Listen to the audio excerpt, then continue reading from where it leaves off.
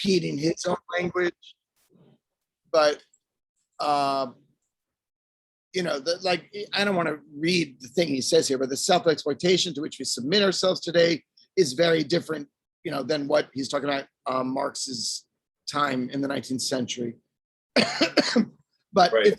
it's really not what he's arguing here very different than a Marxist argument, in my opinion. Mm-hmm. Maybe, although he's also saying something about class politics as well, which makes me uncomfortable. I read him as suggesting that, like, certain effects of achievement society constitute the absolute foreclosure of the type of solidarity that Marxism insists upon, right? And I don't think I think that proposal is a Pascalian proposal of faith. This is not a question of some kind of empirical question. It's a question of faith. It's a question of the decision. And it, maybe we could say, always has been. So if you're an intellectual or something like this, it doesn't do any service to the cause of liberation to sort of come and say, well, sociologically, that question of subjectivity is off the table today. I sense it's that kind of weird empirical pessimism that I don't like coming from him. I think the class struggle is something that's declarative. It's something we create. It's right. It's like, it's tied. That's why it's tied into belief. It's tied into a kind of theodicy, right? It's, I'm sorry to say, like, talk about Marxism, you have to talk about the legacy of theology. You know what I'm saying? I know that there's a strain of Marxism which is opposed to theological thinking, like Lyotard talks about the two tendencies of Marx as old man Marx and little girl Marx, where there's this kind of early Marx of the universal community, of a kind of religious Marx, of a kind of species being in a kind of reconciled humanity, which you could talk about folks like Lukács talking about a kind of revolution qua redemption of humanity, precisely. Then there's old man Marx, who's fusing a critique of capital with a critique of science, and the question of the species being of a proletariat through revolution, undergoing some kind of alchemical change in its substance and so on, is not what's at issue, right? What is at issue is a kind of cold, fine-tuned analysis. And this is why you have people like Michael Heinrich, who are saying like revolution is impossible, the working class is not a revolutionary agent, we should study value form and so on and so forth, right? And they have interesting things to say about that, but it's very much on this other side of Marxism, which is not a side of Marxism, which I think is where Hahn is, because you're right, Andrew, Hahn is a thinker of the subject. So if anything, he's an early Marx, just like Badiou, right? He's a Marx of the universal, of the generic, of the theory of the subject, right? Which, whenever you talk about psychoanalysis, I think any psychoanalytic Marxism is also of that same orientation as well. Does that make sense? So, yeah. Anyways, I invite others to. I think also if you compare Hahn's work with Negri's work, I just have here Empire book, and there are certain words that you don't find in Hahn. For example, empire, right? The national state, colonial sovereignty, imperialism, right? So those are things that, if you think about Hahn, how he thinks about the refugees, right? He explains how the first world, the West, is the one that caused the refugees immigration. But then he doesn't develop on how capitalism in itself is a cause of, or well, let's say global capitalism or imperialism is a cause of these refugees, right? Mm-hmm. So I think because other than that, Negri also talks about biopolitics and about so the societies of control and all that. So if you think what's the difference? Yeah, mm-hmm. Yeah, that's a good point. I mean, figures such as the worker, right, which Badiou will make a kind of homology between migrant and worker. And Badiou's argument of the nomadic proletariat creates a certain kind of theory of the necessity to forge a subjective solidarity point between these figures, which is why in his own political orientation, he was interested in those without papers in France, mostly Algerians, who were both proletarian, but also immigrant, migrants, illegal in the eyes of the state, right? And that their illegality afforded a certain experimentation of politics, right? So he, in the 1960s, even before he wrote Theory of the Subject, was trying to experiment in convincing petty bourgeois landlords to give Algerian migrants in France like free rent, right? As like a Maoist tactic, which is really interesting if you think about it, because it's kind of a diverse repertoire of tactics. But Han's not interested in workers or migrants alone, because I think that his vision is that they're still going to be captured by the achievement society injunction. And that's why yesterday on Twitter, I had this exchange about Han's Marxism. I don't know if anybody saw that.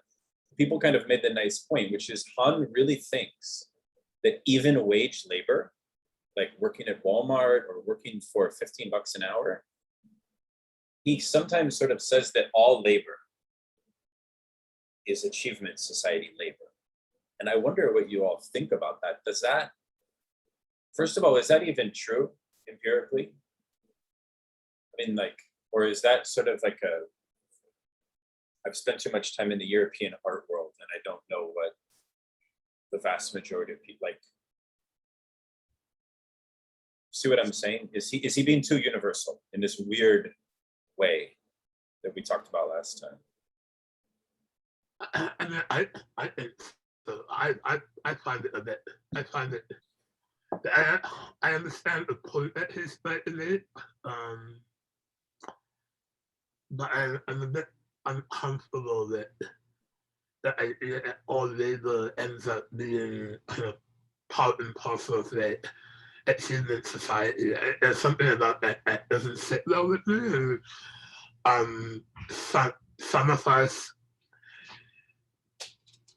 don't use achievement as a metric for anything, you know, a metric for that. Some of us are just like to survive. Some of us are just like to like, pay the bills and like, you know, make sure that it's put food on the table. It's, you know, it becomes a little reductive for me, at least. Then everything gets subsumed under the head of achievement. Under the achievement society, and I think you know, as Louis said, the absence of it talking about race or racism or racial capitalism, racial subjectivity in Han is very, very kind of evident, and I find that really personally, I find that a little hard to kind of wrap my head around. I feel that you can't talk about capitalism without talking about how race and gender specifically are built into forms of work that are always already, you know, expected from certain people and certain bodies. It's just not, it's hard for me to think outside of that. So this is my 2 cents. It's very true. I think in the example of Korea's experience that he cites with globalization, one sees this tendency of Han's, what I called last time, the inverted Eurocentrism, or kind of inverted universalist proposal of globalization, right? Because neoliberalism, the burnout society, and the achievement society are all kind of the same thing in a way. And they have a strange form of universalism, which to me very much feels like the exportation, not even of an American version of capitalism, because there's like a lot of French authors that always talk, even Lacan if you read Lacan very closely, and Malaire always picks up on this, when Lacan discusses this capitalist discourse or shift in superego in the 1970s and so on, he's always referencing, or sometimes referencing, the Americanization of that, right? There's a certain kind of unique stamp of, and it's interesting that Han doesn't mention America. Why? Because there's a wonderful school of American history called the Hartsian School, which those of you that know me know how much I have a love-hate relationship towards the Hartsian School, but they basically say that the most ingenious ideological device ever invented of that still lives with us is precisely what he calls algerism, which is basically the logic of the achievement society par excellence, right? It's kind of this early Gilded Age strategy of the ruling class to create a kind of mythos around meritocracy, right? So if the achievement society is a kind of universalization of a kind of false American vision of meritocracy, which in some sense maybe it is, it's interesting that Han doesn't locate it there. He really seems to locate it more in a European thing. Maybe that has to do with the fact that he's in Germany, I don't know. And I totally agree that why no discussion of global South also? So there's no racial capitalism, there's no discussion of global South. That's an interesting choice. But I was wondering if you all might take a minute with me to review chapter 1 for a minute. I was rereading it and I noticed a few things that I wanted to put in conversation that we didn't talk about last time, apropos sadism and masochism, right? Because Han makes a very interesting point in his reading of Freud, and I wanted to raise it to your attention by way of Deleuze's book on sadism and masochism. There's a very interesting thing there. If you would permit me like 10 minutes to just talk about it. I don't know if that's okay. And then we can talk about the rest. Is that okay? Okay. So bear with me here. So Han says that the idea of the death drive for Freud, obviously, as we know, emerges as a biological thesis, right? Which is that living beings possess a drive to return to an inanimate condition, right? So, quote, the aim of all life is death. And that inanimate things, therefore, existed before living ones. So what that means is that within inanimacy, death is supreme, right? And that within life, this is an important point, or within, to the extent we can talk about a life drive, the life drive is aimless, right? Whereas the death drive is a different form of infinity. It does aim towards an end. It does have an end. We can talk about the infinity of that drive and the way that each drive would possess this certain aim, right? I think that's important to note, which is why when we speak of the drives, we can't speak of the drives as a kind of separated two, but as a kind of already sublated dualism, right? Mm-hmm. So that's number one. Number two, the drives of life have a certain point of release. They have a tendency to release under conditions of sexualization, right? And that's a very important thing because there's a distinction in Freudian thought between sexualization, right, and eroticism. And I think that distinction is something I've been trying to work with lately in my own thinking through psychoanalytic theory. I don't know about you all, right? But the notion there is that sexualization, that Han says, sexualization has overcome the erotic. So if the erotic is the life sexual drives tethered by death drive in a certain way, or if you like, humbled by the finitude of death, which latches onto it, right? Sexualization in late data-driven pornography capitalism lacks death, which then introduces Han's unique distinction between how capitalism treats death in an inadequate way. So before we had a kind of dialectic, which I discussed before, where death has a certain privileged cathextion, if we like. Under capitalist social order, sexualization or life drive is actually given a certain flow, a certain supremacy, and so on. That's uncathected to death qua eros. Rather, it's cathected to death qua capital's version of the treatment of death, which we'll talk about in a moment. So just keep that in mind. Point number 3. What is the aim of the death drive? The aim of the death drive is the conatus, right? The Spinozistic notion of self-preservation and mastery, right? Mastery of the drives ultimately. Mastery in order to ensure that the organism follows what? This is the key point for subjectivity. The singularity of its own death, right? We could talk also about the destiny of its own death, right?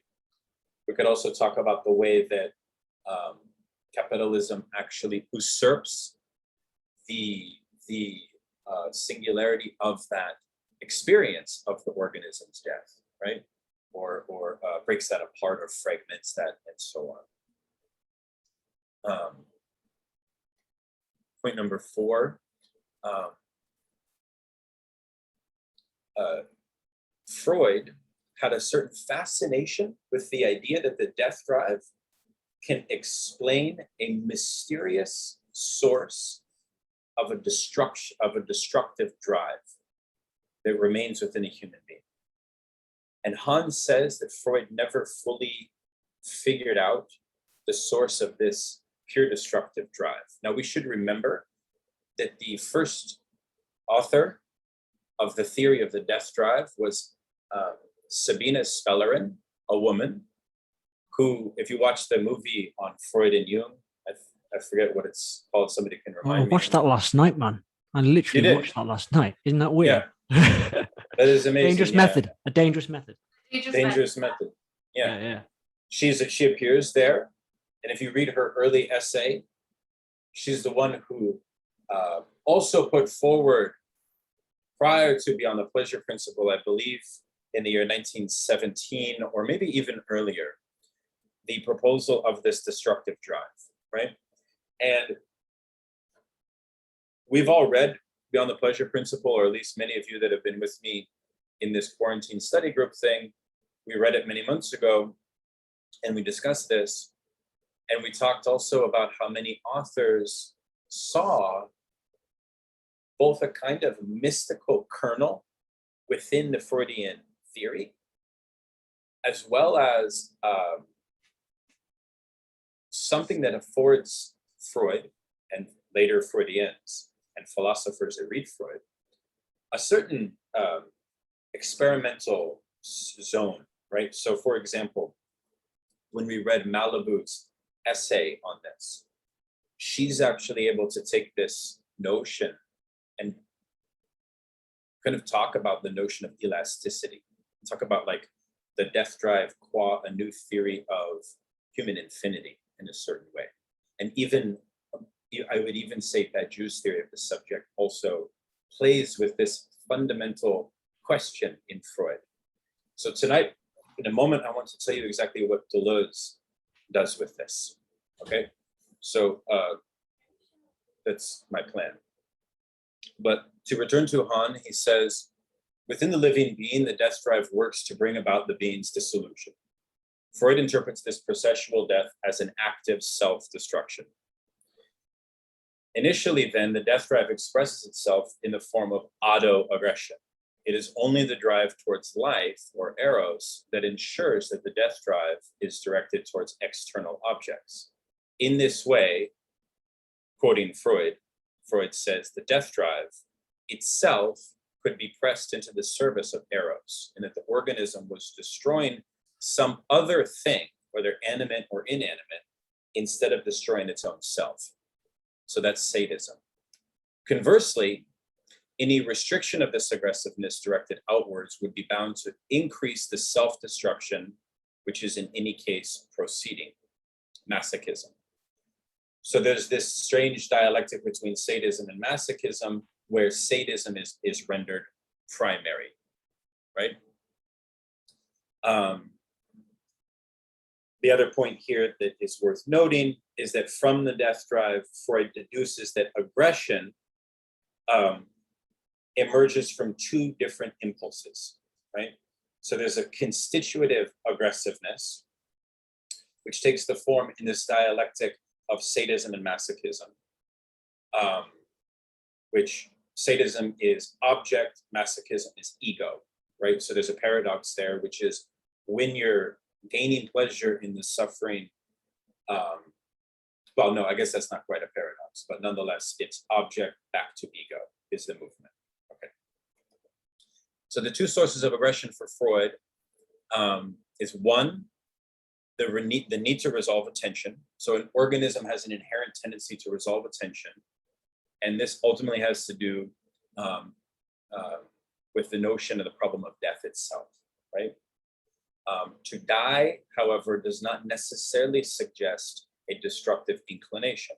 If we understand the death drive as a gradual reduction in vitality, we cannot infer from it any destructive impulse. Because the death drive is common to all living beings, it cannot explain what is specific about human aggression. However, humans are especially aggressive, and in particular cruel. Why is that? Well, Hans says that the potential for sadism revolves around the death instinct, and the death instinct twists the erotic aim for its own gain, and at the same time satisfies the erotic urge.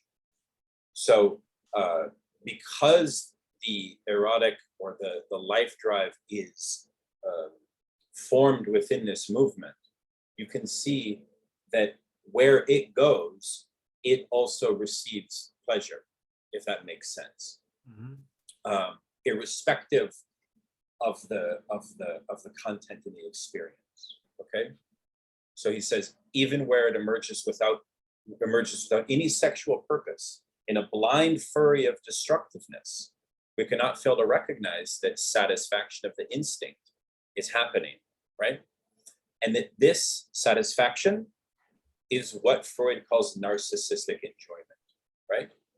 Owed to the fact that the ego is being fulfilled. And the ego is being fulfilled in its own wish, which is a separate logic, but the wish of omnipotence. This is Lacan's imaginary, right? The wish for omnipotence is feeding this loop, which is also the life drive is providing as well. Okay, so hopefully everybody's with me so far. The key point then that Han makes is that the death drive inherent in every living being involves the urge to return to the inanimate state. But this does not explain the decidedly narcissistic enjoyment that the ego takes in sadistic violence. In order to account for sadism, there must be an altogether different kind of destructive drive. The narcissistic enjoyment human beings take in sadistic violence is based, and this is where he talks about killing. He says, quote, "This other form of destructive drive of narcissistic enjoyment human beings take in sadistic violence is based in the increase in power. And killing, in this case, is one exemplary example of that. I think that there's other examples, like, for example, the relationship between boss to employer, or the relationship of a kind of normalized sadistic social structure would be, in my opinion, second theory of the destructive drive, if that makes sense, right? Han says an increase in this power means a reduction in death. So the more you do this, the more you come up with a solution to death, right? So you fend off the question of death drive in a certain way, right? By exercising this other destructive drive, okay? So what does Deleuze say about sadomasochism?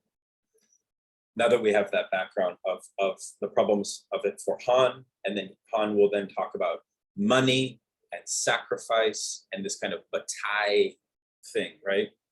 But for Deleuze in his book on sadomasochism, he argues that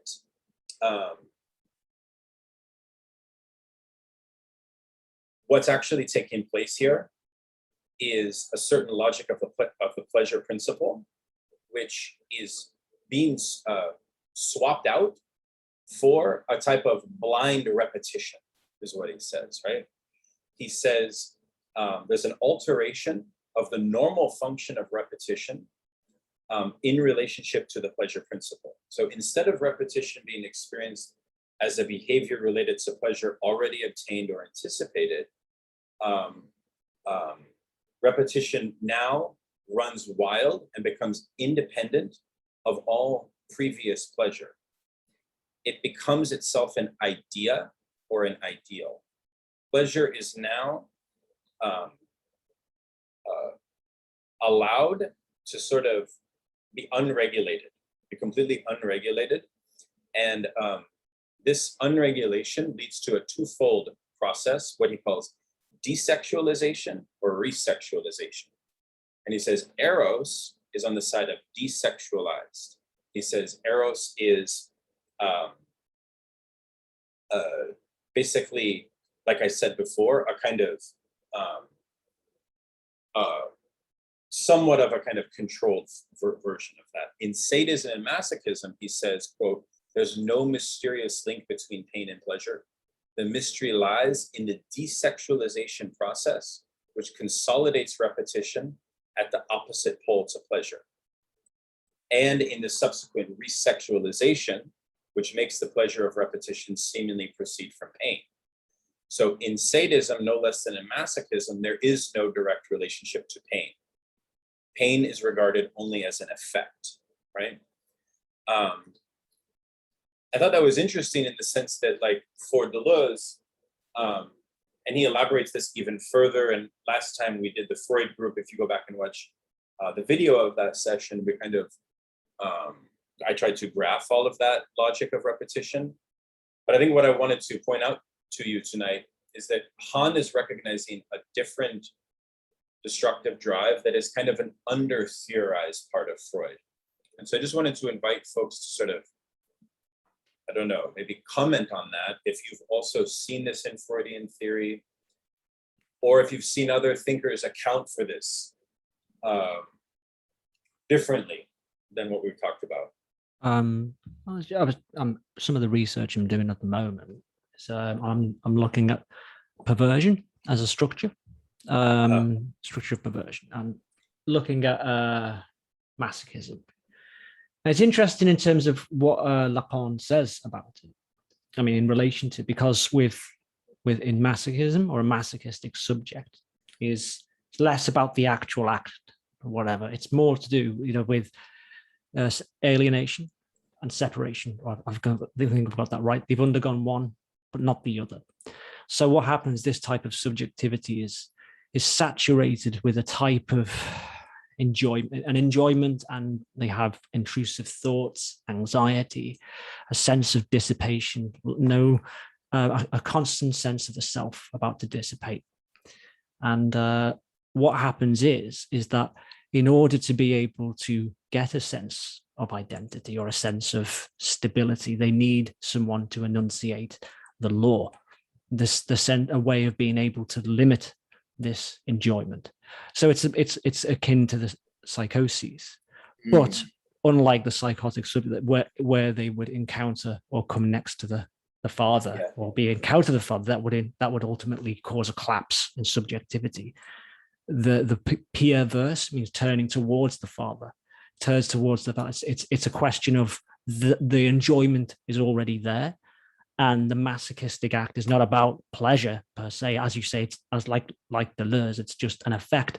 The real act is in the enunciation of the law, which needs to be constantly repeated again and again and again. And I think someone said, I forget who was an analyst who said it, but they said there was always a sense of indecency in that the type of speech that you get with the specific type of subject. And the indecency comes from not so much about what they're saying or, you know, the actors. It's more that they're not, there's no listening in what's being said in terms of the content. They're listening to you enunciate the law, and it's that constant seeking for S1 in what you're saying to limit this sense of constant dread that's everywhere. And what I was thinking as I was reading this, and I was reading that is, and in reference to another book I'm reading by Theo Goldberg, which is called Dread, is that literally this sense of dread is everywhere. This constant sense of threatening of the subject.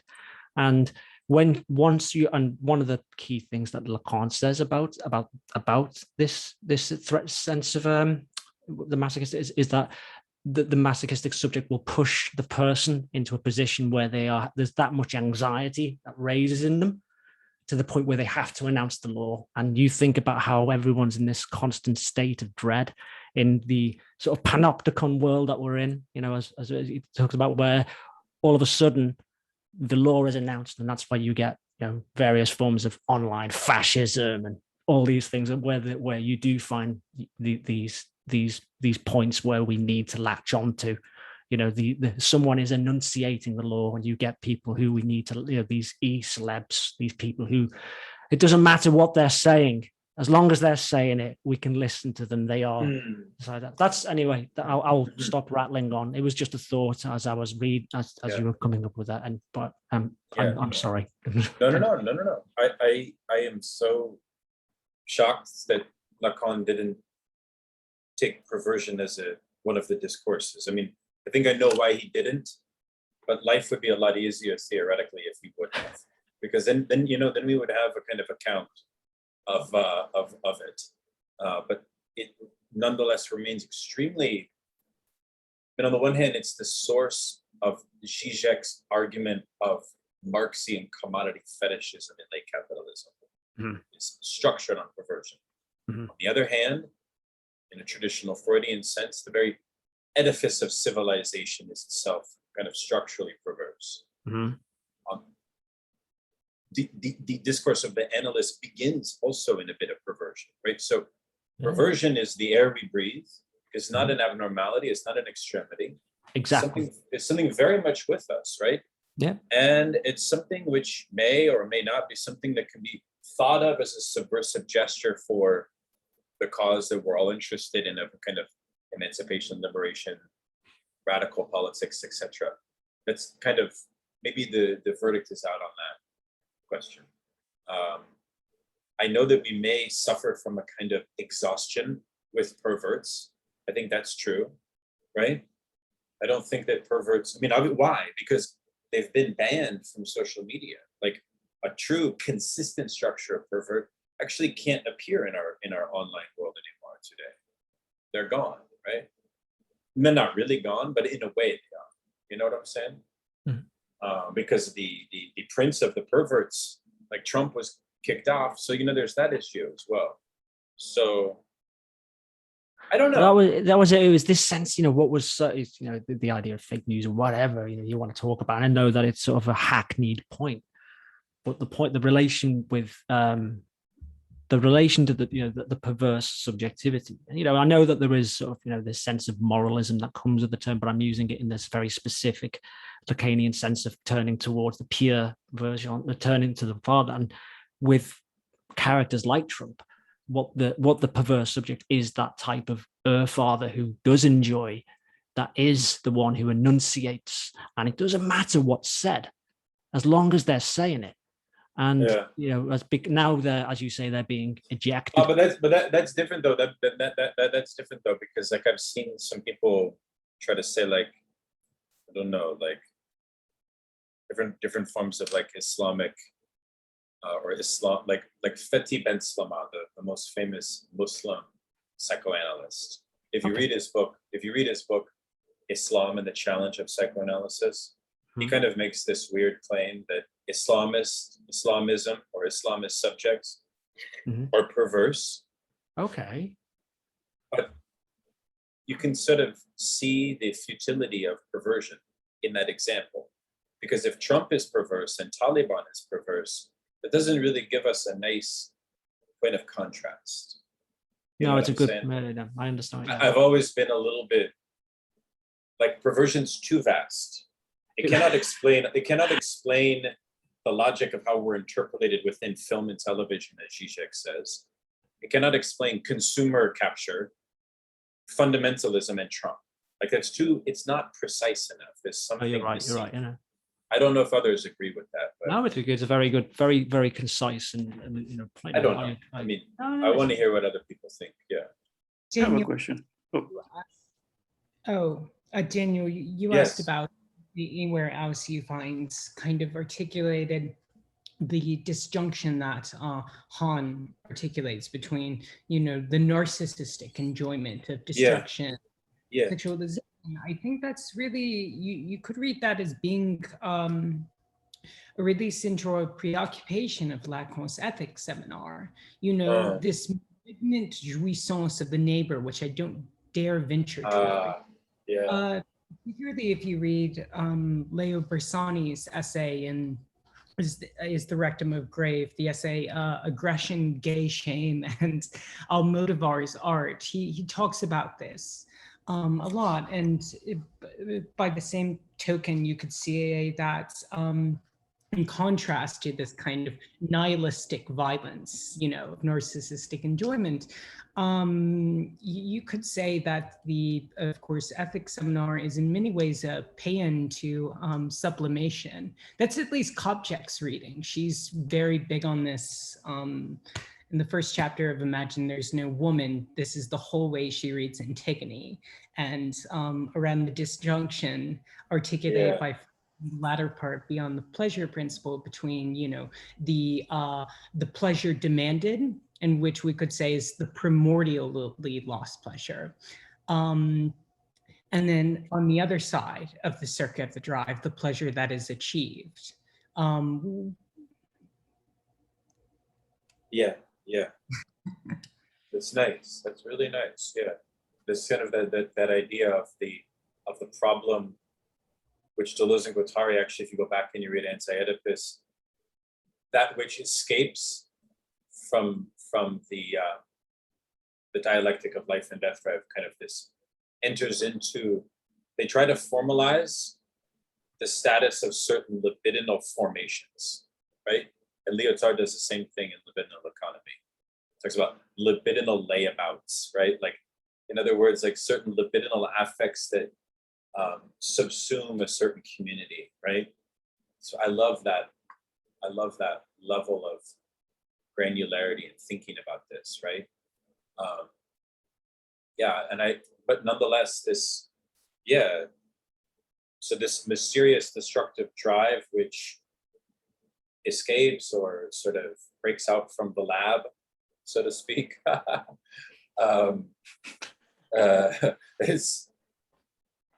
it's something. Yeah, there's something to that. It's very interesting to me. I mean, even the idea that it's incomplete in Freud is a beautiful proposal. I don't know. What do others think? Do you? I was reading. Did you read the part where he's talking about Byung-Chul, the part where he's talking about transparency as being like a fundamental axiom? And I was just thinking, you know, making an association about how voyeurism plays into that.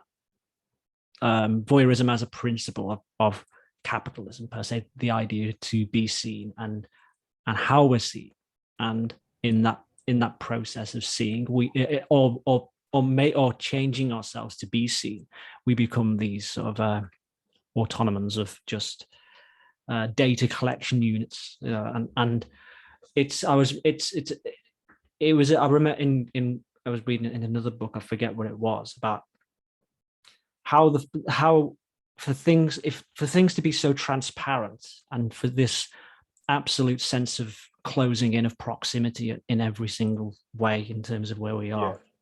Right. Narrative goes out the window. What's more important now is data, and data is fundamentally different than narrative. Yeah. And yeah.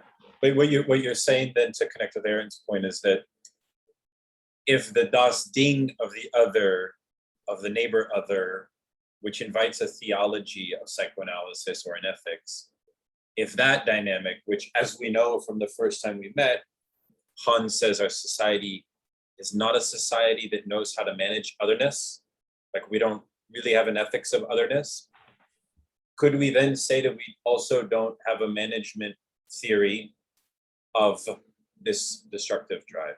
Because that destructive drive is the kernel of the real, if you like, of the other.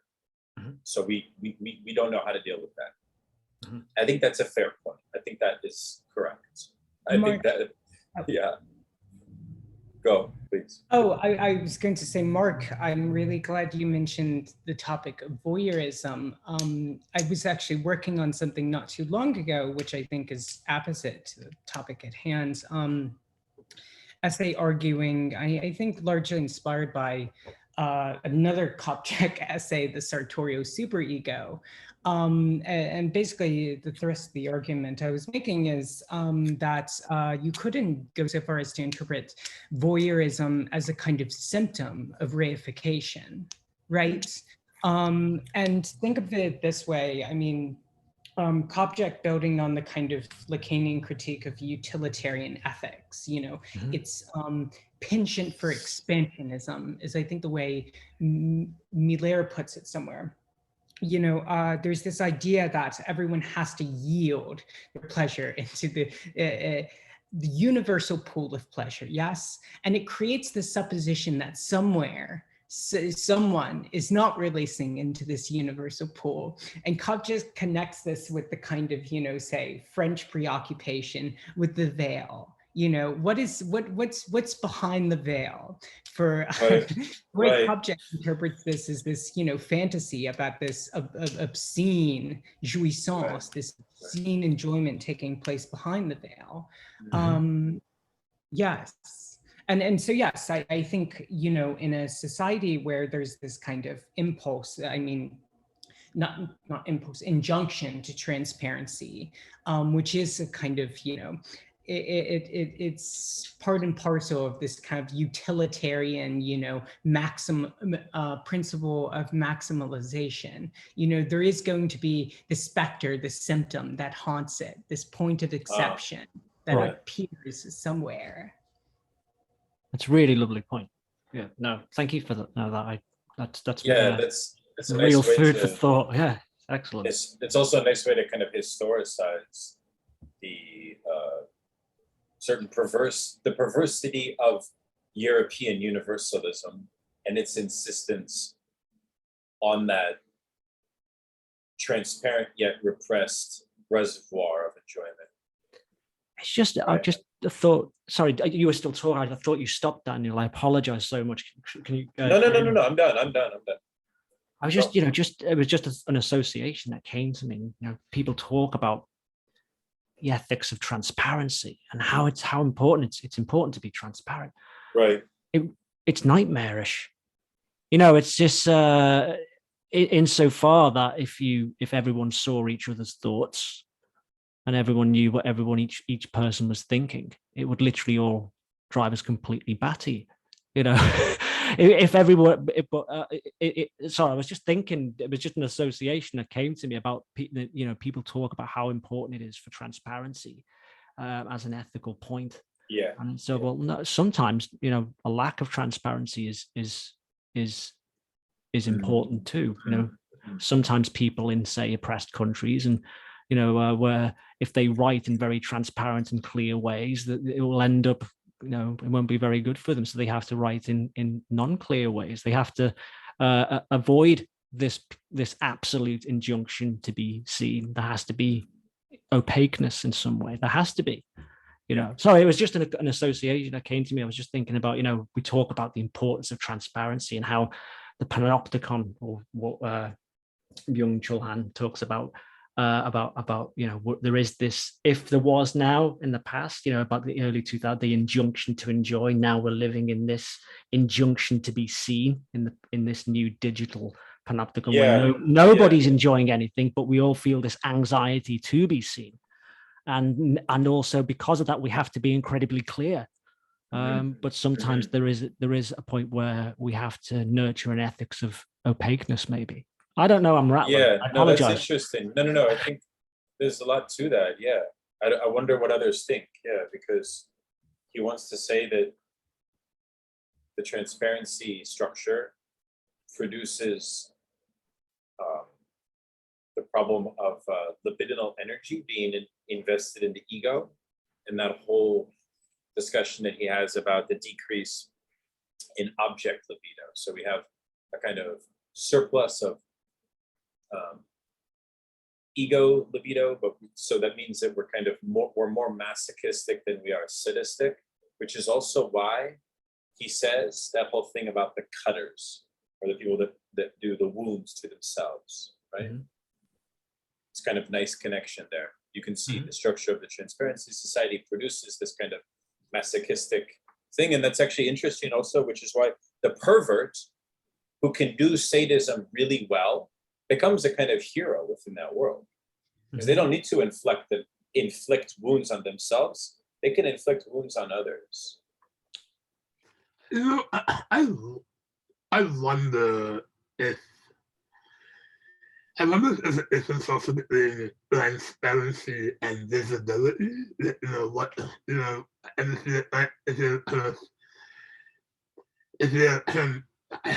I'm not exactly sure what transparency means for hand, because I did about that example of cutters, and I'm a psychotherapist. I work with people who cut. I see this in my practice often. And some of what he was describing felt a little kind of off the mark around. So I wasn't fully convinced that the language of transparency really explained it for me. Because we really need to think about what it means to play or sort of be on that fine line between visibility and invisibility when it comes to marks on the body. The reason that people hide what is happening that are done purposefully, intentionally. There's an intentionality with respect to kind of covering up self-harm.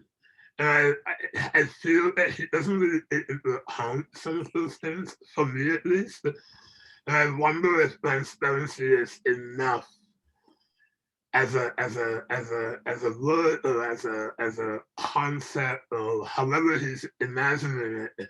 I wonder if it's enough to explain sort of the impulse to self-harm in the context of something like capitalism.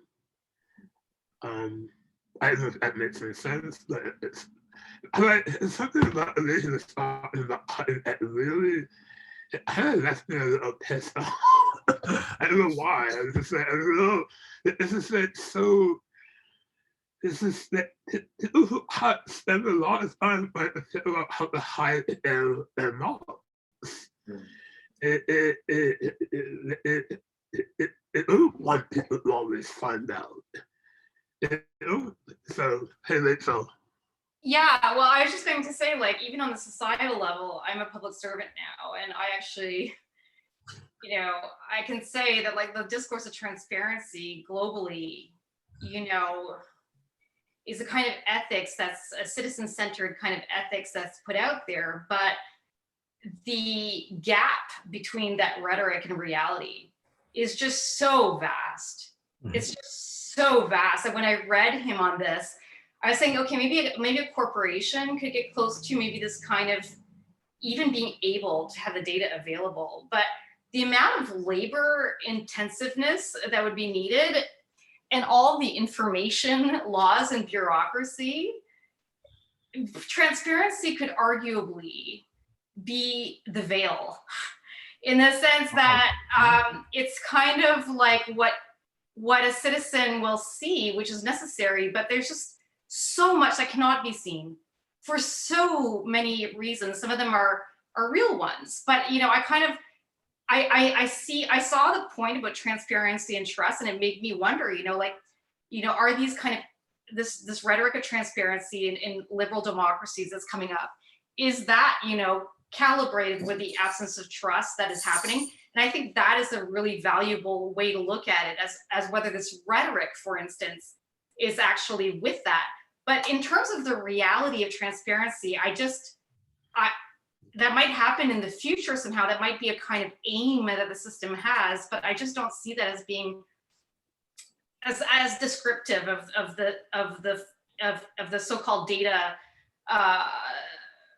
reality. I think that there's still a gap, I think, between how we see data actually functioning in capitalist societies and how it actually interacts differently with public institutions or capitalist ones, where something like Google, for instance, has an immeasurably greater capability intellectually, infrastructure, to be able to use and leverage data in the way that is being described here. And that is one of the things, like when I was reading it, I just didn't see, to me, we're collapsing, for instance, like the public capabilities of Western democracies and all the kind of different policies they have to abide by, to be able to preserve privacy and copyright and other kind of legal laws about information that corporations largely have been able to get away with, in a way, because they've been able to exploit gaps in our policies. And so, you see this catch up on the EU and stuff, but I think that when I was reading it, it did really ring a bell from a rhetorical perspective about what is this language of transparency doing and what relationship does it have to quote unquote public trust. But what I wish, I had seen is a kind of acknowledgement of the vastly different roles that a kind of Western democracies and the public have, and the corporations. And subjects of a public institution are going to be vastly different than a subject of a corporate one. He was talking about the census, protests. Well, of course, because especially North America, surveillance from the state is something that's been politicized and has been made aware, but capitalist corporate surveillance has been largely internalized and neutralized as something that we need to worry about. And so the subjects are completely different. Whereas if you go to Estonia, where they have one of the most robust public data-driven governments, compliance is very high.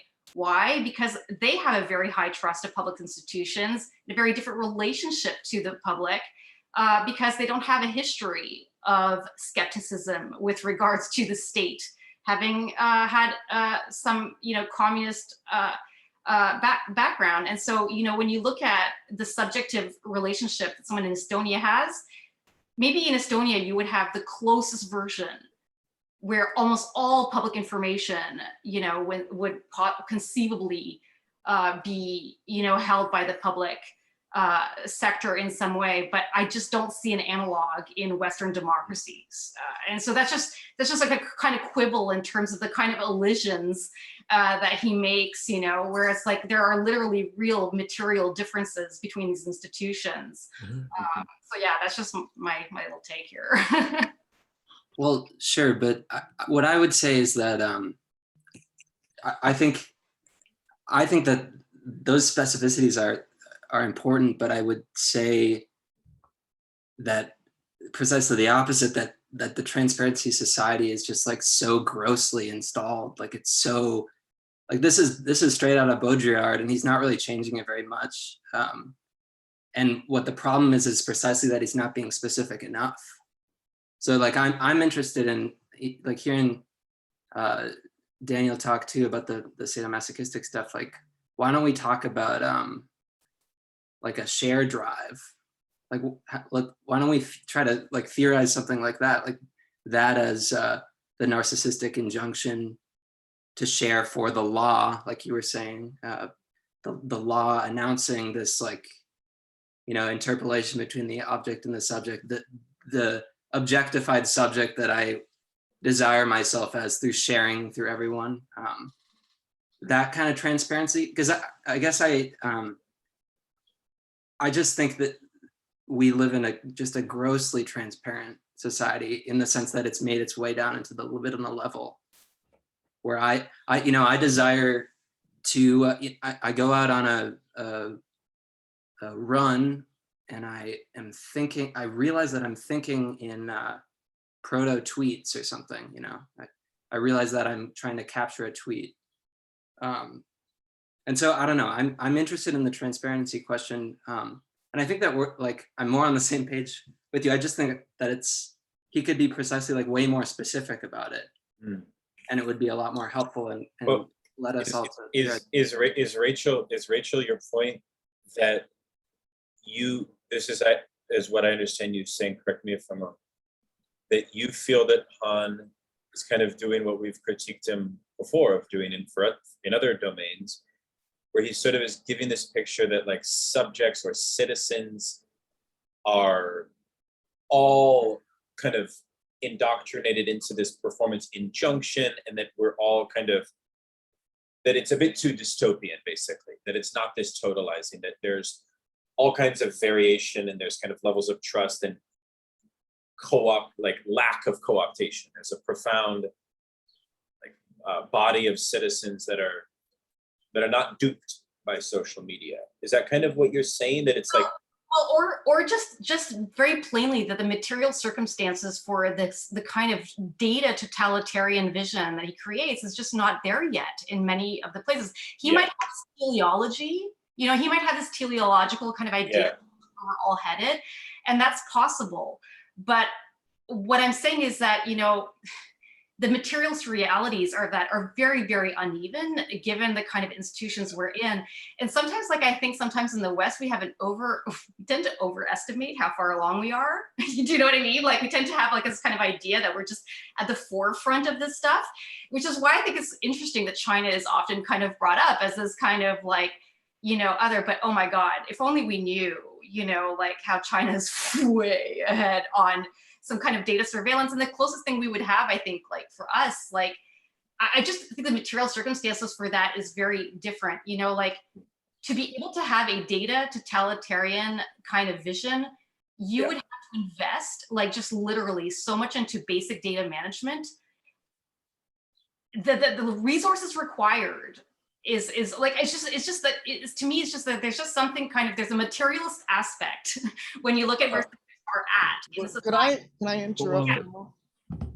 But isn't that his polemic as a critical philosophical thinker, that he's, you know, provocatively suggesting that we ought to think that with the type of, you know, use of data that they're doing with COVID in Germany right now, I mean, without being reactionary about it, but it's something to think about, that indeed that kind of data gathering has the potential implications along the lines of what the Chinese system right now is operating in terms of tracking everyone's movement, where you're seated at the bus, that whole thing he goes into in the last metaphor.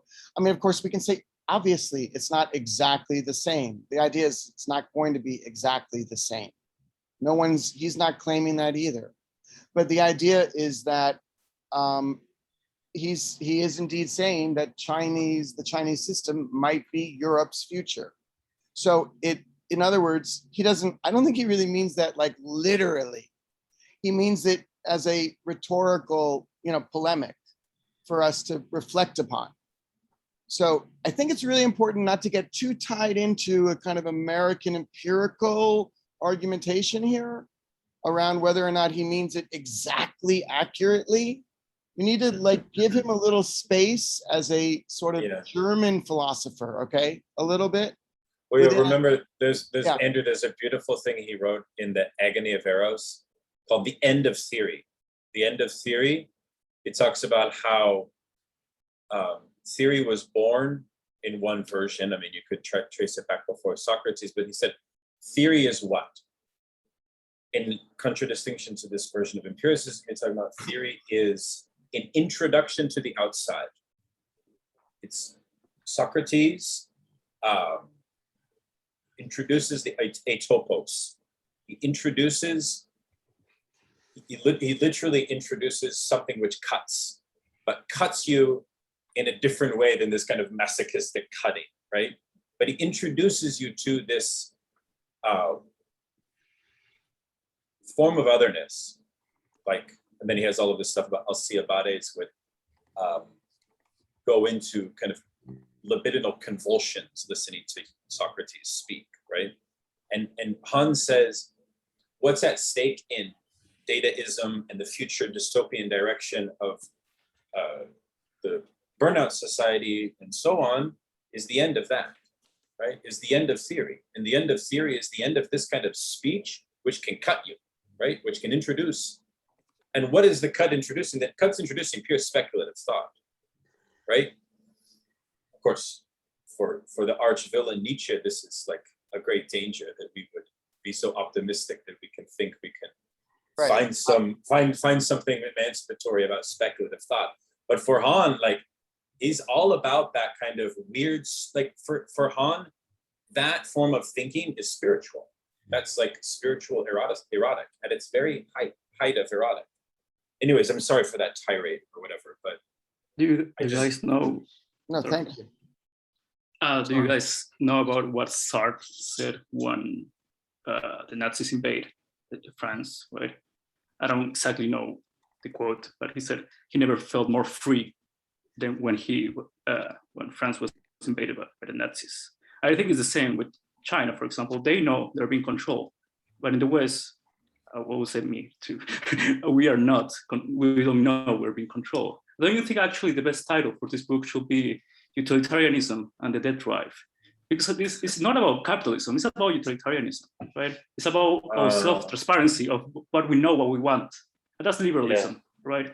We know we are free subjects that we go and buy stuff and so satisfied by what we want. Yeah. That's why there's this a guy who just wrote this book from China. Did you read this book? It's recently been translated. And he did an analysis of American society in the 1990s. And he said the most beautiful thing, which really I've been thinking about for so many days. He said, Americans call themselves religious, but they are the least superstitious people I've ever encountered in my life.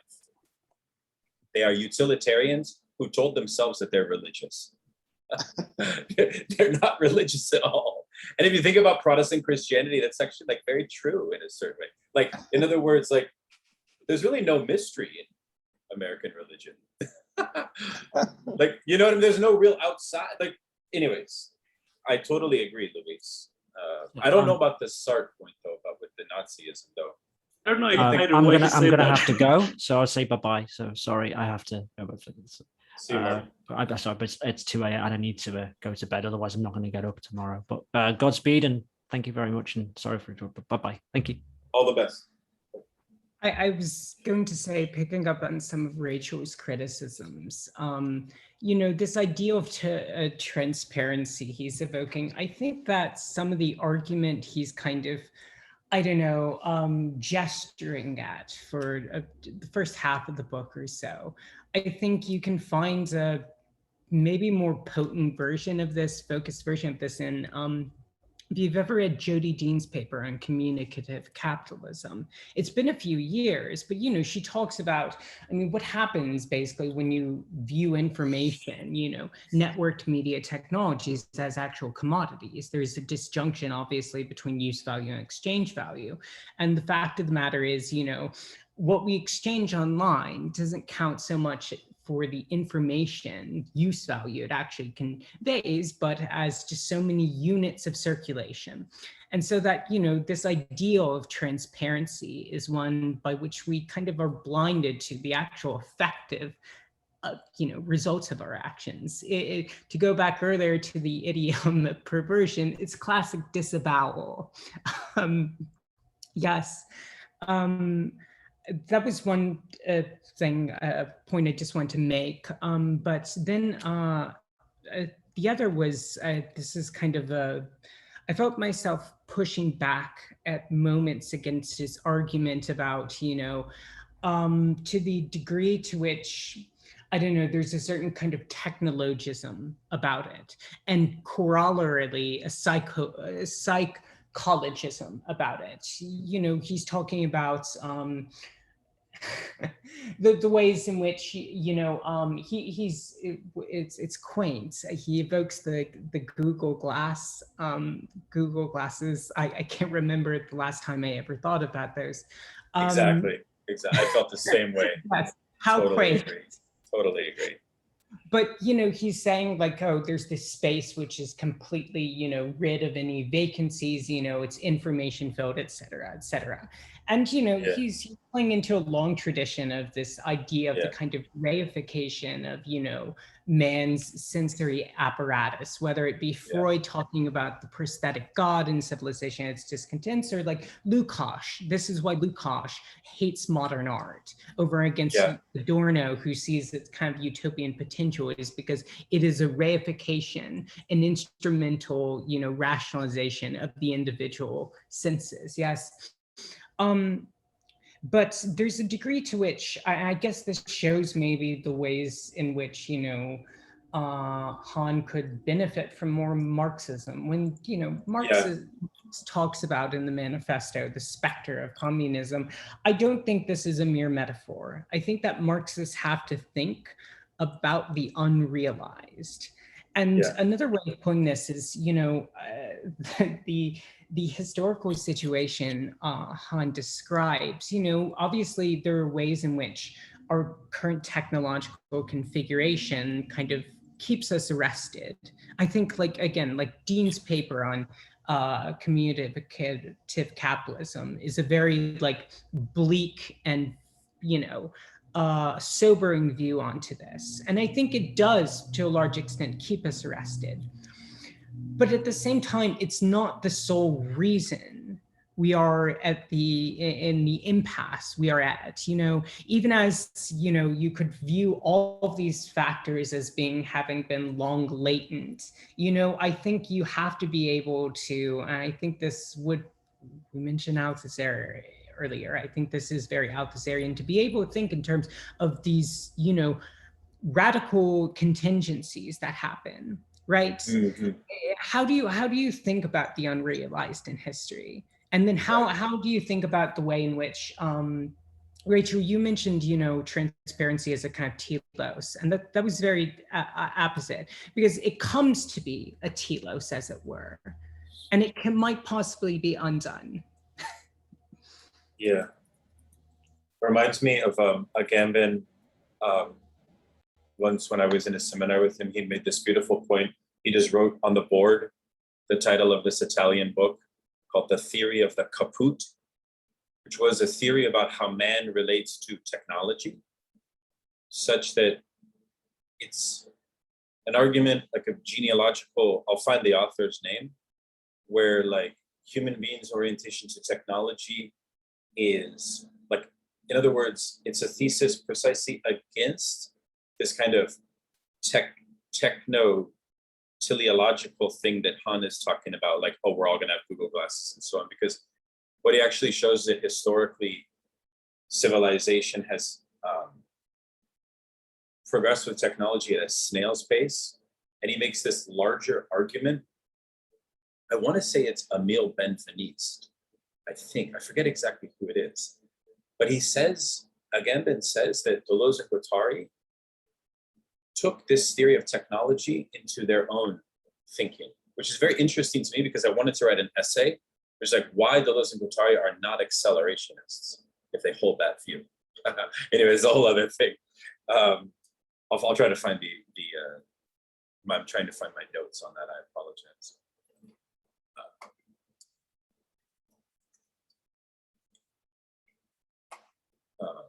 What do others think? Since I want to give folks a chance to talk that haven't spoken yet about anything they wish in the text. We've talked quite a lot. I mean, we've even talked about the concluding chapter. I don't know if others have parts of the text. Please. Yeah, I have a question. I think this kind of follows on from Aaron's talking about the unrealized. I think one of the most interesting experiences of reading this is more like the way the certain ideas or words flicker throughout the chapters, as well as the essays themselves, but seeing ideas turn up. And the one question I had was how do people think in the last essay we read for today, where he's very up on Kantian reason and reason as a form of governance, how to reconcile this with his kind of championing of the death or the death drive in the first essay. I'm wondering if there's a way that these contradict each other, or the way there's a politics which can be kind of found out by kind of putting the two in conversation, because he seems to have dropped death by this point, and how to kind of pick it up again. Yeah. I mean, really I think nice. that's the key in a way to the whole Lacanian ethics of the real, is that it is precisely, the ethics of death drive, as it were, is the ethics of the categorical imperative. It is a completely non-pathological form of desire and, pursuit of desire. Yeah, I totally agree. I just tried to write an essay about libidinal economy and Kant's ethics, because the Japanese philosopher Kojin Karatani makes this point, which is that for Kant, the propellant of history is human aggression. He calls it an antagonism which is housed within nature. It's not reason. It's not reason, right? So there's this very interesting, important dialectic. And so what Karatani says is that Kant has a theory of the death drive in his politics, right? So, and he makes it very explicit. I mean, Karatani wrote a whole book about this. If you want to look at it, I can show you. So I would start there. But I also agree with you, and this kind of goes against Hans Marxism as well, that he really reads like a kind of policy guy, Han kind of exhibits a certain trust in policymakers at the same time that he says liberalism is dead, right? So how can you have both? How can you kind of talk about this Kantian kingdom of ends and also recognize that the kind of values of the liberal ruling class are totally inefficacious and that nobody believes them, everyone sees them as frauds, right?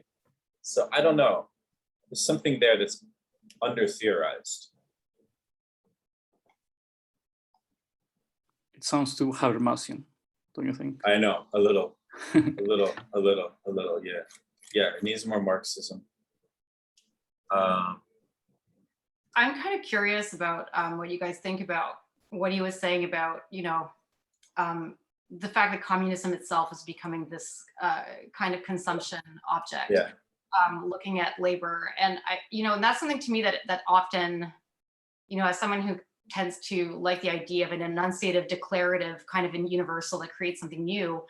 I think though, just seeing, the inefficacy of resistance. I'm kind of wondering what people think about, this kind of amazing ability, and Zizek and Badiou have talked about it elsewhere, but this amazing ability for us to then just become consumption, to consume our ethics, so to speak, and to consume the revolution, so to speak. And I'm just kind of curious what you guys thought about that part, because it just kind of raised the question, about what is possible, and that very idea of sharing without a gift. Right. Yeah. What do folks think? It was kind of a terrifying prospect that the sharing in a gig economy is a proof of the impossibility of communism within the burnout society. The problem I have with that is that its definition of communism is reductive. It's on the side of a kind of logic of an all-enveloping hegemonic consumer capitalism. So it's very exchangist. It's not worker-centric. So it's not really a historical materialist way of analyzing or defining what communism is, because communism is the abolition of wage labor, right? So an entrepreneurial society is not the abolition of wage labor.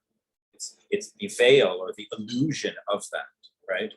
Through the rendering of intimate that exchange, but it's still very much centered around it, right? So could I say, I mean, I think he seems to very much be so consumed with the idea that we're so saturated by this, how can I put it, non-time time, that where he is probing towards something of a radical different space time, it's through very much this ideas which perhaps probe towards something like romantic, or what he calls mystical, is the apprehension of silence, of other spaces where there can be an apprehension of other encounters with like sort of a proto-other, because he has this problem he talks about, there's no, within this metropolis of the exhausted, burnt out society, you have no negation, you have no other, big O other. You have these particular problems within this digital data imaginary that is 24 hours. So there's no way to start to engage in what Rancière would call the beginnings of a new temporality, which he does talk about a little bit. He doesn't actually footnote Rancière, which I was surprised to see that, because it's actually almost the same exact thought as what Rancière describes as a new temporality, as really the key issue in starting to begin something of a kind of what Rancière talks about as an egalitarian space. So it seems to me that that's about as close as he gets to something of what communists thought would consider an important issue today, if we're to take this sort of dystopian thing very seriously, is that it's really a, how can I put it, almost a very serious pathological condition, whereby it's very, very difficult to have a praxis of communist thought in this environment. So he's really trying to probe, well, where could that begin within such an environment? Anyway, I just wanted to put that out there. That seems to me what he's trying to offer. Yeah, I just wondering, I just kind of wondering, what happens to some notion of a revolution or a communist revolution in the context of the sharing economy. There are no employees and employers. There are only independent contractors. Everyone's an independent contractor now. Everyone is looking for themselves to some extent. So what, this idea, Kant talks about this to some extent, around the impossibility of a revolution in the context. I'm really curious about how to think outside of that, or if it's even possible to think outside of that.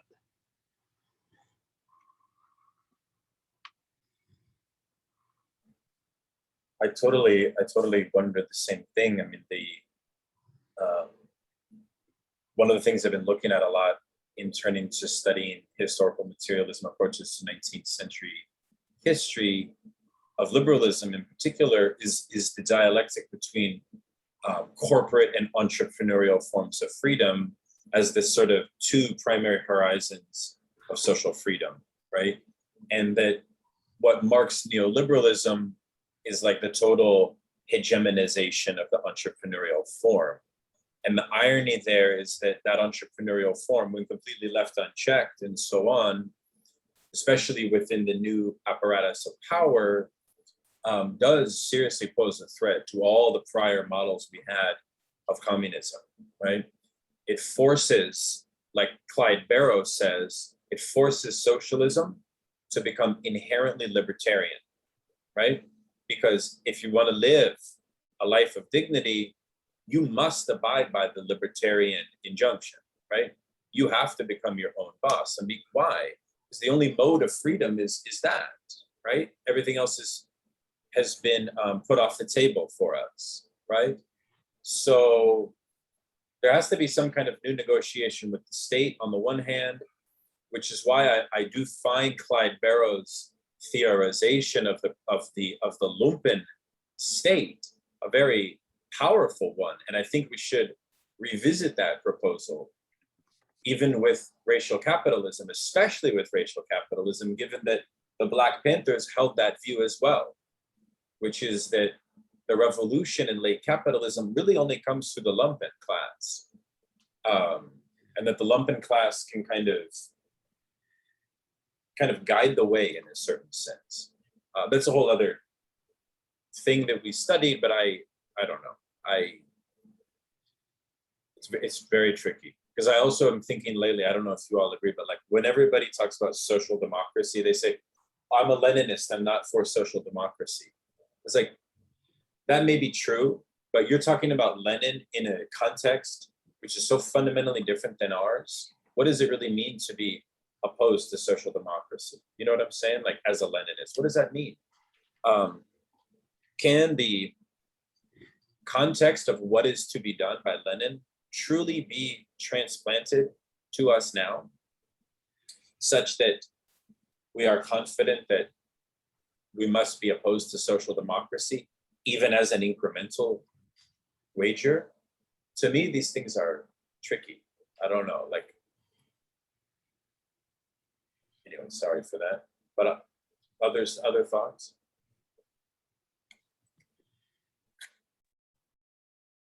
This Hello. Please. Sorry. Morgan, yeah. Oh, yeah, no, this isn't related necessarily to the capitalist question that we're asking, but I've been thinking about how he talks about transparency in relation to the social, specifically social media, and then also in regards to conflict, or what he labels as like a lack thereof, especially in social media. I thought it was interesting, when he's going over like the etymology of transparency, he brings up the word, let's see, it's a French word, I think, parier, and he says someone who is parier is visible and obeys without offering any resistance. And it didn't necessarily,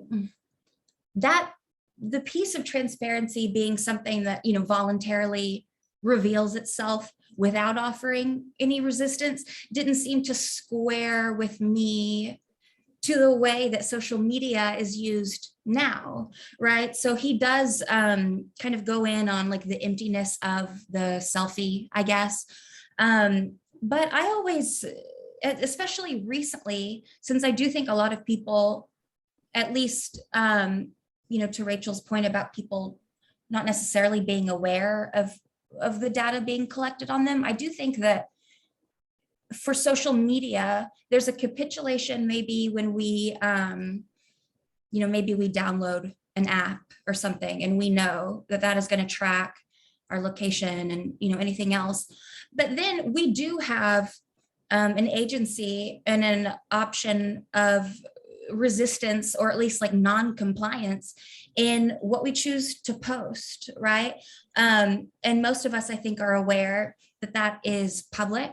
And then it also creates conflict almost always, which seems to be in contrast to, when he calls it smooth, and he calls it leveled, and without conflict. I just think social media seems like a hotbed of conflict, and also it is performative, but I guess I wish that there was a recognition of everyone's individual agency and how they perform and what they perform. And I wondered what people thought of that.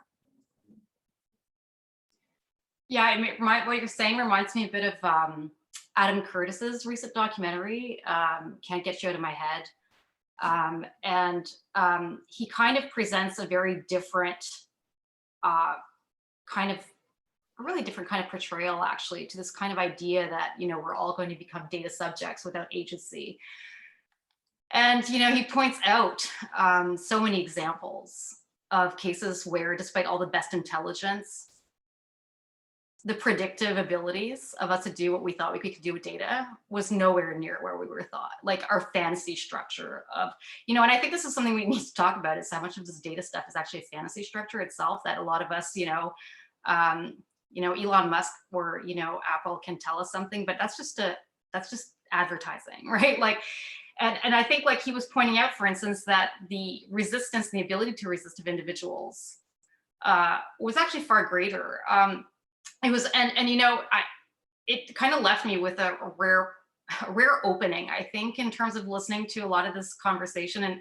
And what you're saying just makes me think of that, where he talked about the different ways in which subjects do rebel with the data by putting misinformation, for instance, purposefully, becoming aware of how this is being used, and the fact that it does thwart, for instance, some of the predictive analytics that we've assumed, right?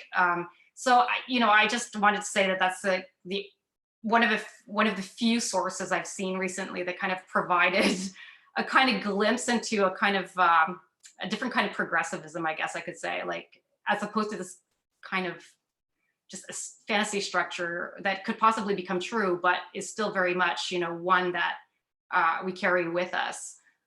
So yeah, that documentary in particular has some pretty interesting insights about data subjects and possible, like, entry points of resistance. I think that's I'll have to look at that. I think, and to your point, yeah, I do think that he is, like, simultaneously saying individuals, like, we're surrendering over our being or ourselves, right, to this data, which on the one hand is true, but what is also true at the same time is what he said about social media not necessarily containing any truth, right? So then that would be the most opaque, right, rather than transparent. I'm not robbed of my interiority when I choose not to post something. I don't post my thoughts. Well, not only some of them. But yeah, thanks for the rec. No, like, I think it's true though, like, especially a lot of analysts that I talk to, a lot of what goes on in the exchange of analyst to analyst and things of this nature. Social media is very much at the forefront. The identity management aspect is, in the sense that, like, you're not really permitted to leave social media for a couple, if you are active, if you have opted into that, you're not really permitted to leave. If you leave, you are overwhelmed with feelings of unaccomplishment, that you haven't performed well, that you haven't participated. So you have this lack that you have to manage and deal with. It's very real. At the same time, the social media thing has ruined the continuity of communication amongst friends across generations of people that were born before the internet and then have to see its effects now. I'm thinking here of Gen X and baby boomers. Baby boomers, for however vicious their politics and kind of selfish their financial hoarding of assets may be, we should confess, at the end of the day, their lives have been ruined by the internet, in my opinion, in many ways. I don't mean to make a really strong claim, but can you expand on that, about what you mean by that? Like, what do you mean by that? I think it's just turned, I don't know. I'm speaking from my own family, my own observations. Right. I think that it's really turned a lot of sociality on its head and created, like, I'll put it this way. Facebook and its social structure is more like a high school lunchroom with in and out groups and feelings of inferiority and so on and all that kind of pre-Oedipal dynamics. The baby boomers feel that on a day-to-day basis. They use Facebook. I've seen it. I've seen them project these things, right? And that's really crazy because that's only happened recently. And I think that there's been a big shift. Not to mention everything with Trump and social media. It's a huge part of Trumpism, right? So I just think that they've been a little, I don't want to say traumatized, but something is really went haywire. Do you buy that? Does that make sense to you, or do you not see that? No, I agree with that. It's just I guess maybe it seemed a bit too broad, instead of having a little bit of nuance with some who are more literate, I guess, in social media, which would be the younger generations. But I do think that is also true. I just wonder if both are true at the same time. I'm not sure. Yeah. Well, I don't think that the subjectivity of the younger generations has been disturbed in their structure. Like they've been pre-structured, right? But I think the boomers and others have been more thrown off. It's been more of a fall. I don't know. Isn't it that all generations are complaining about this way in which they're suffering from emotional experiences through the social networking world? You know, tremendous experiences of humiliation and comparisons. I'm not as happy as what I see on Instagram as other people, and it's a tremendous anxiety situation. Yeah, it is. That I believe a lot of millennials that I encounter are constantly talking about. As a major effect of their lives, that they see other people on Instagram living happier lives, and you're right. Causes tremendous pain, anguish. Yeah, it makes me wonder, like, if the structures of suffering are distinct, given the different histories, you know, that people have had, you know, and you know, I think, you know, your observations about boomers, you know, I just wanted some kind of context to understand what you're saying, but I totally see what you mean. But I do wonder, you know, about, you know, Ricky, I'm sorry to like bring in a conversation we had in the past, and it's always kind of impolite to do that, but I think it's kind of, we were talking about, you know, the kind of anxiety a lot of millennials and youth have, you know, where, you know, they're kind of like constantly looking for an authority. There's kind of, you know, they kind of want that, they crave it in a way that I don't have that feeling. I don't have that same feeling or experience. And it's kind of always feeling like the end of the world, you know, to their image, to everything's around the corner.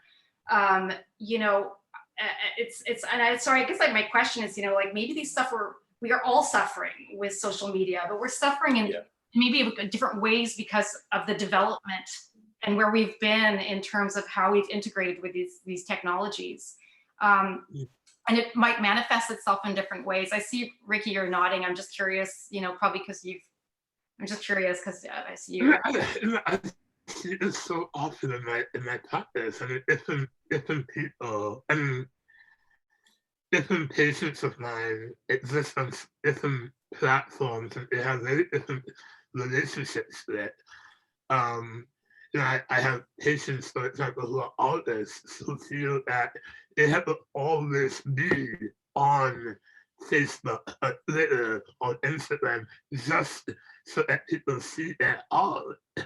It's an endless anxiety around visibility and wanting to be constantly validated through this visibility.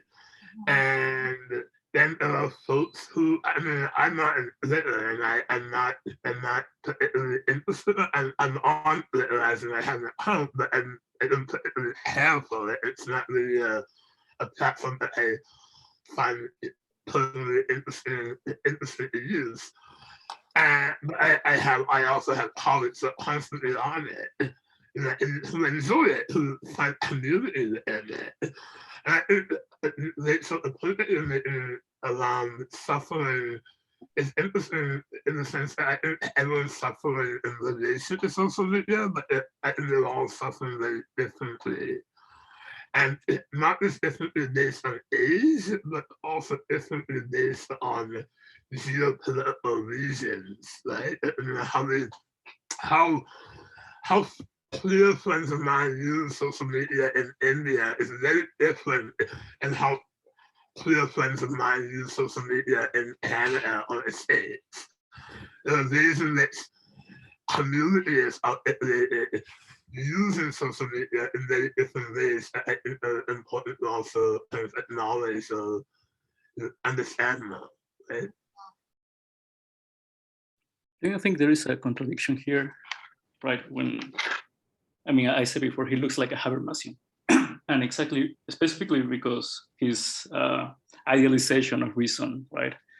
But at the same time, his criticism of social media goes against, Habermasian linguistic communication in the community, right?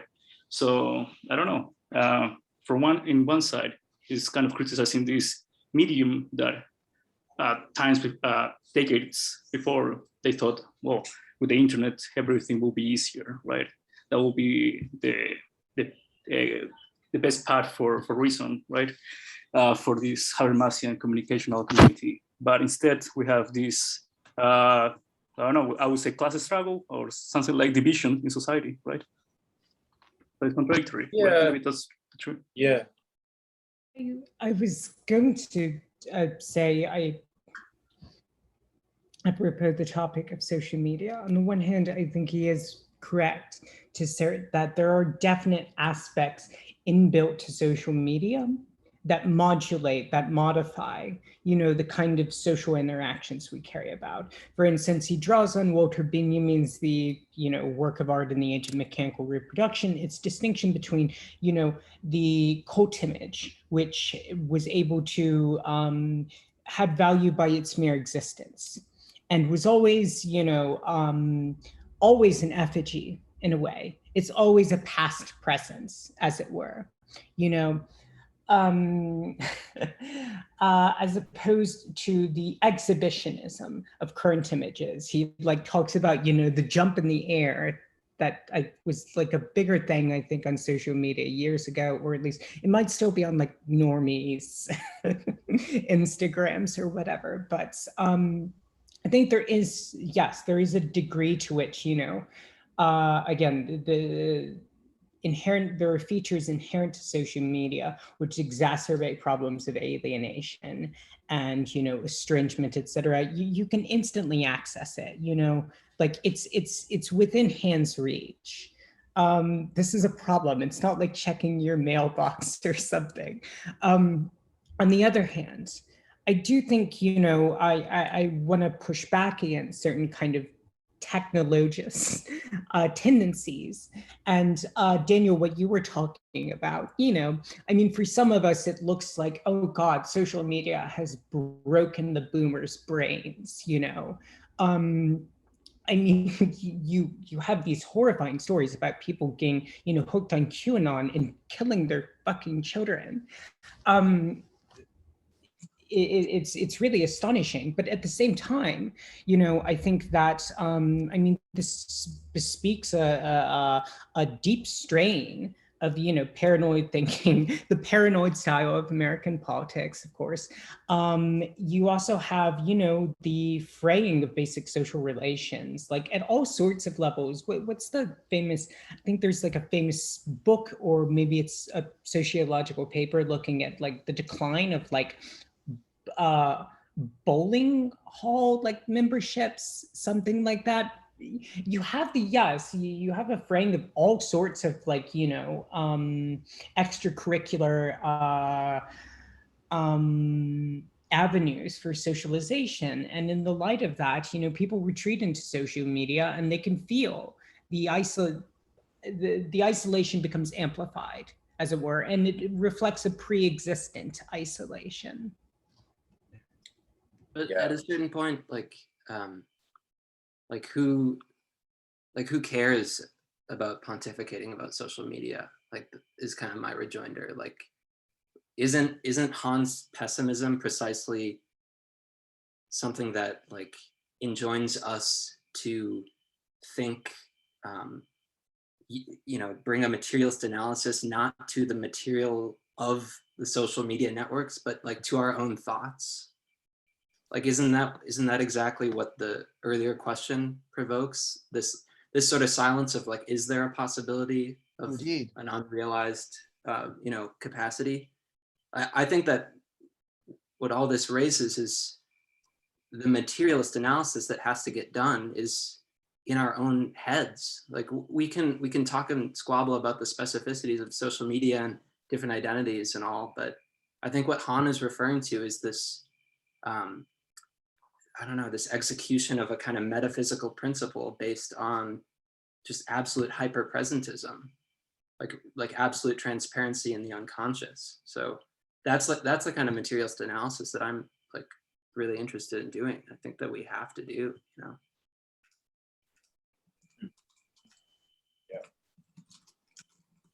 it's really nice. I think also because in social media, people reveal more of themselves than they do in real life. And I mean, Americans, they really hide about class struggle, right? Especially on divisions of class. But in social media, Instagram, it's all revealed. And maybe that's the whole issue, right? Or maybe not revealed, but maybe the desire for it. Some of these people are not really the bourgeoisie rich, but they live in that style, right? But in real life, there's a lot of puritanism, right? Yeah. There's a great interview we did with Bonnie Rambatten and Jacob Johansson, where they come up with a Lacanian theory of being online. It's called Event Horizon. It's a really interesting book. Talks a lot about all of these themes, yeah. But they don't propose like some kind of hermitage retreat center, because you could read Han and think Han is kind of like a Franciscan or a kind of let's retreat from the online space, but I don't really choose to read him that way, right? I think that might be a little naive, perhaps, to reject the online entirely. And I think Will is also right that at the end of the day, the heart of the issue is not really the platform or the kind of even Aaron's critique of the technologization. You can read Han that way, but I think he's also maybe not reducible to that as well, right? So I think maybe he has a little bit of sloppy or perhaps lazy forms of political thinking going on here, but I don't really think he's a political thinker in that way. He's up to something else primarily. Which reminds me, so. Have you read Psychopolitics? I haven't read that one. Is it good? You like it? Oh, yeah, it's very good. Actually, much of what he says here, he said that before and much better. And there he says about that, and that is what we were talking about breaking off from social media and all that, as this aesthetic experience. So, yeah. I find it interesting in his chapter on the end of liberalism that he doesn't talk about liberalism as a class formation or as a ruling entity in crisis.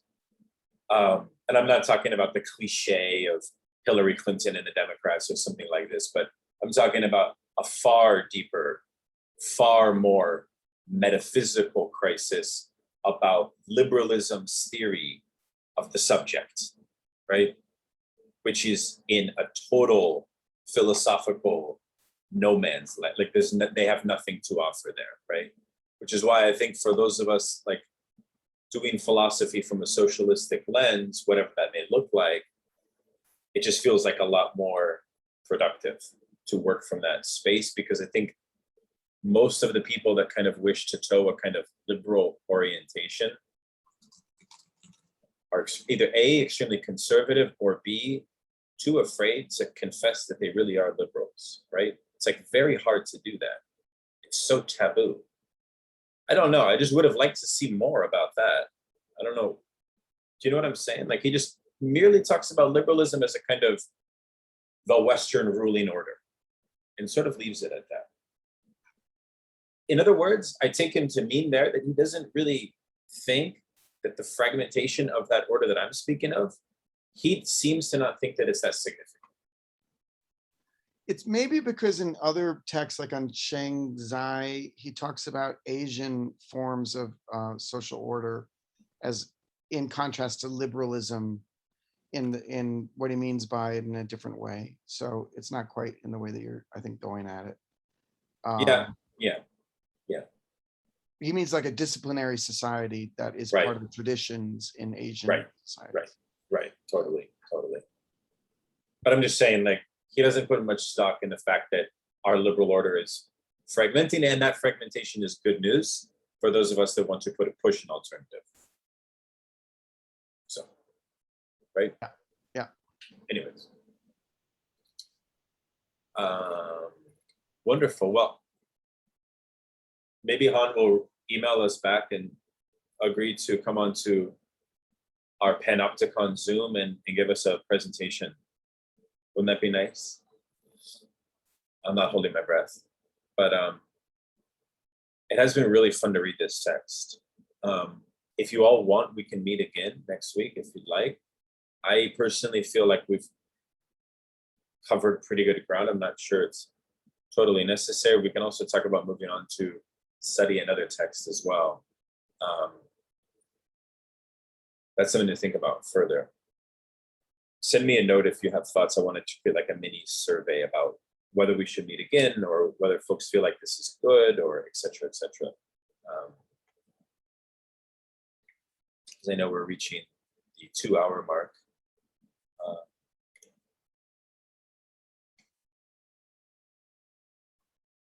Any thoughts on refugees, by the way, given Afghanistan and the fact that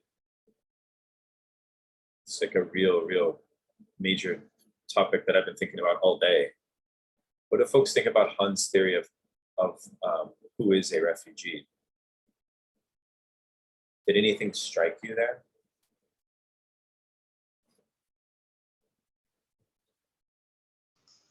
I had a question on like the chapter before that, Sure. which is also like talking about the refugee crisis. I was Yeah. kind of curious about like he uses like the category of morality and dignity a lot, which I thought was interesting.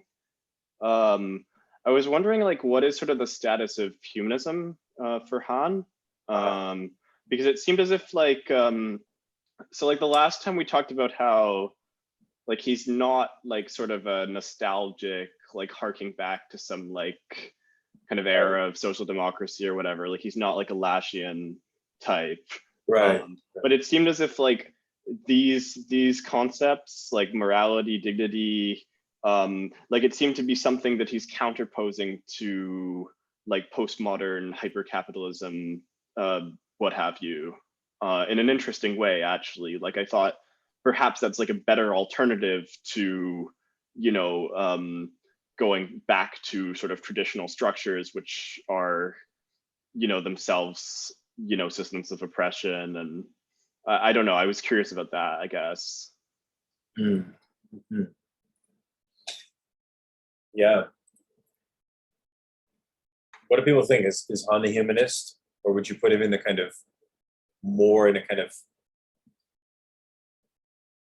I don't know, suspicious or even anti-humanist orientation? I would definitely think that Han is of a humanist bent, personally. As I like it's surprising because like I feel like there's like a big Foucault influence. Oh yeah. Yeah, I mean, he says in contemporary hyper-capitalism, all that matters is price. Dignity has no place. Capital rules over everything. Businesses use the term lifetime value to refer to the overall value to be gained from customers. This kind of goes back to the comment we talked about before of his really bombastic claims. The human person is reduced to customer value or market value.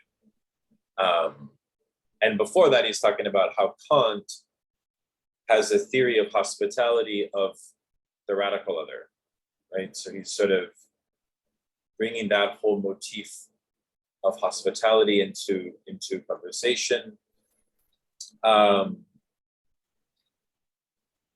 And yeah, I mean, then he concludes by saying that we need to bring back a kind of classical mode of a kind of, I don't know, a Kantian kingdom of ends orientation, restoring moral values, restoring dignity, and so on. So I guess you're right to point out, like, how does that score with the fact that he's also, maybe that's a bit of an ambiguity. You know, I was going to say, I think that it functions, that first part you just read, it functions as frankly anti-humanist in a structural Marxist way of like Althusser and Balaber. It's just laying it out like cold. You know, you studied metal, he was a metallurgy guy. It's like he's laying things out almost technically. So it's like really to think about things, the condition, so to speak, this general condition in a very, with paradoxes and in a very cut and dry almost way, collapsing two things together and showing how there's no outside. It's very much the very freedom upon the quote freedom of neoliberalism that upon which we self-exploit ourselves, et cetera, et cetera. All of these ways in which he creates these formulas, such as we then find ourselves so filled with anxiety and depression that we reach for a smartphone or a razor. Such formulas he creates. But nonetheless, I think what he pushes towards, which his other article, like the one on capitalism and silence, is almost something like a neo-humanism, but through a call towards what you're calling the classical tradition of philosophy. It's a funny literary move. He pulls back us to remember classical, you know, sort of these classical tropes in this funny way. It's like science fiction literary at one point, and then all of a sudden he's referring to an almost obscure 17th century philosophical thought. It's a very funny kind of text in order to do this kind of operation, in my view, to bring us to engage with something of a neo-humanism, but in a funny way, because of course it's not neo-humanist, but it is by contrast to the condition that he's insisting we have to face that we're in, which is a funny rhetorical action to get us to recognize. But that's what he's trying to shake us to, the action of the veiling, which maybe, I don't know, what is that, a religious action at bottom? I don't know, I'd have to think about it. I think so. Yeah. You think so? I think he's ambiguous. Like, his definition of politics is almost naively grand statesman. Like he says, quote, "Politics must submit itself again to the motives of morality and the corresponding values of solidarity, justice, and human dignity." And then he says, this would require politics, to resist financial power. Okay, so what the hell does that mean?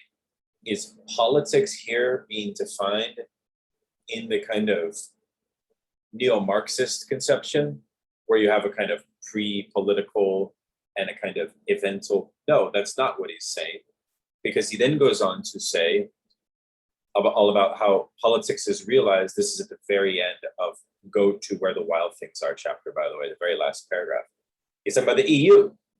So he's really talking about policy making. He's talking about, because remember, in Germany, Hahn is read like as a popular author.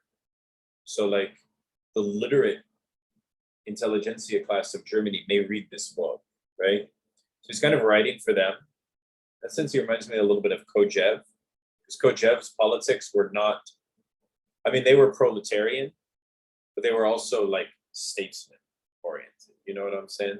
So I get a little bit of that, and which I would call that a bit naive. I don't think that that's the future of politics. And that goes back to my point about liberalism. Just like, you don't see that the liberal class, their basis of morality is messed up by virtue of the class dynamic internal to their rule. So I don't know, like, there's two things. There's a monkish tendency of the spiritual point, and then there's this also kind of policy tendency, as I read it. Okay, but using this language of this mixed language of technical language of this, what I call anti-humanist, technical, no humanist approach to give us the hard truths of the condition, and then using this very literary, citations of almost obscure poetic references. I think that, okay, let's say that's a European audience aimed textual actions. That's still a working class audience, no? So I don't know. Well, first of all, can one invoke, this is a real question. Can one invoke Kantian morality as a political project and be an anti-humanist? Yes. Tell me how that works. I'm curious. Like, well, I'm not saying I don't believe you. Maybe I'm saying I need to be convinced. Well, when I invoke anti-humanism, I only mean it in really strictly as Althusser once brought it up. He means simply really against the liberal notion of humanism, which is that, that we as individuals can pull up our bootstraps and figure everything on our own. Anti-humanism is really about that we got to come together and have solidarity and, figure things out, create political movements to struggle against our oppressors, for example. There's no way forward. That's the difference, to put it in a nutshell. Okay. So that doesn't mean that we can't learn from Kant or Beethoven or anything. Anything is open to learn together on how we're going to move forward to develop, strategies and tactics. There's not any, theoretically, potentially. So Kant can teach us a lot, and not to say that we don't have to go to Hegel, but ultimately, but my point is. Yeah. Okay, that's helpful. Aaron, I think, wanted to say something as well about humanism.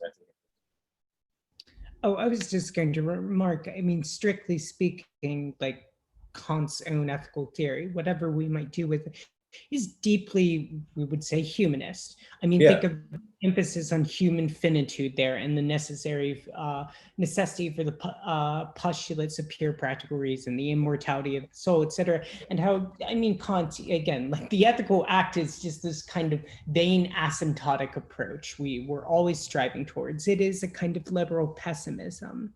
Not to mention that, how Kant formulates the categorical imperative is on the basis of bourgeois property relations, the famous example with depositaries. Yeah, well. Okay, I'm sorry to interrupt one more time. His famous argument about how knowledge develops is that it depends upon the multitude of other knowledges. So the bridge, the building of it, like the whole thing about crossing the ditch, that your freedom to cross that ditch that you're afraid to cross depends upon others. You don't just take it all upon yourself. It's not really a humanist thing. So the humanist American fantasy is, I just do it all myself. That's the old American individualist tough guy answer. But what Kant is arguing is, no, you don't do it all yourself. There's others that have learned before you or aside from you, that you have to build partnership. That's what Kant is basically arguing, is the development of the Enlightenment. To put it in American language here. Anyway. Yeah, for sure. This is to be continued, Andrew, because I have a different definition of anti-humanism, which is basically deriving a form of politics, let's say in this case, which would be coming from something axiomatic, right? So which, in other words, humanism is a proposal for the furthering of the good, which would be housed within the human community in some form. And therefore, a Kantian kingdom of ends, one could say, is the very pinnacle of what we mean by humanist-centered theory of community, a political community. Whereas a axiomatic one would be like Plato's theory of community, for example. So wherein the compulsion is purely derived from the idea. It's not immanent per se. I mean, there's a big debate then there. That's how I would kind of draw the line between the two. But that's to be furthered, because then you have to add in Marx. It gets much more complicated. Yeah. Because Marx is within modernity, Marx is the first originator of a certain form of anti-humanism, which is not reducible just to a critique of liberalism as well. So anyways, there's more to And it. don't you also have to deal with the issue of good versus solipsism in Plato? Anyway. Yeah. There's a lot there, but yeah. Thank you all so much. This has been such a fun journey, and thanks to Ricky for being with us and co-hosting this really fun and enriching conversation. So I wish everyone the best. If you all want to meet again, we can. Thanks, everybody. But if not, that's also cool.